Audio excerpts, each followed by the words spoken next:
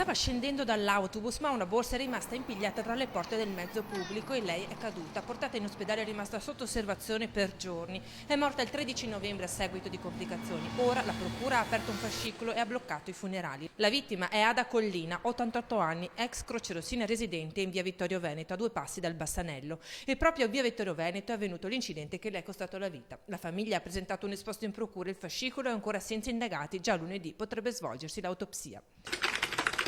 È ancora sotto osservazione la ragazzina di 17 anni che mercoledì ha partorito un feto, che potrebbe essere su 6 mesi, di una bimba seppellita sotto 10 cm di terra in un campo a Tre Baseleghe. La ragazza potrebbe essere dimessa lunedì e sempre lunedì potrebbero svolgersi gli esami sul corpicino abbandonato. Il medico legale dovrà sciogliere il dubbio sull'età del feto, se superiore o inferiore ai 3 mesi. Nel caso la piccola avesse più di 3 mesi bisognerà scoprire se è nata morta o se è stata uccisa dai genitori, nel qual caso si profila il gravissimo reato di infanticidio. 3 le persone indagate. Oltre alla giovane e il fidanzatino è indagato anche un adulto che ha fatto avere loro il farmaco per abortire.